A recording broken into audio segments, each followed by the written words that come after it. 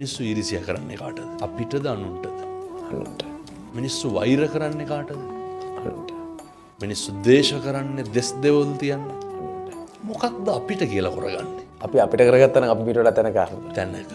මිනිස්සු වැඩිපුරම ගරහන්නේ. මිනිස්සු අපකීර්තියට සහ වැඩිම කාලයක් ගත කරන්නේ. ගත කරන්නේ. අපි වැඩිපුරම කැමති අපේ ඉන්ද්‍රියන් පිනවන්න අනුන්ගේ කුණුවලට නෙමෙයි. කෙලෙහි ගුණ නැති මිනිස්සයාට බුද්ධ ධර්මය අනුව භාගතුන් වහන්සේ කිව්ව විදිහට මොකද්ද වෙන්නේ? කෙලෙහි ගුණ නොදන්න මනුස්සයාට. කෙලෙහි ගුණ නොසලකා හිටපුවාම ජීවිතේ කවදා හරි මනුස්සයාට අර යථාර්ථයට මුහුණ දෙන්න වෙනවනේ.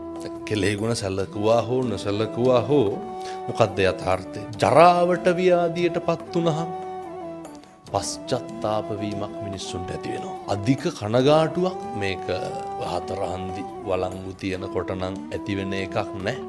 අපිට බලපුලුවන්කාරකම තියනකොට ඇති වෙන එකකුත් නැහැ. සල්ලි මිල මුදල් තියනකොට කොහොමත් මේවත් තේරෙන්නෙත් නැහැ. එහෙමයි. හැබැයි මිනිස්සුන්ට තේරෙනවා ව්‍යාධියටපත් වුණා, ඔත්පොළ වුණා, නැති වෙච්ච දවසට. කවුරුත් නැති වෙච්ච දවසට මට මම විතරයි කියලා දැනෙන දවසට. අර උගන්නනවා නේද? අත්තාහි අත්තනෝ නැත්ති. අපිට අපිවත් නැහැ කියන දවසට තමයි මිනිස්සුන්ට ඕක තේරෙන්නේ.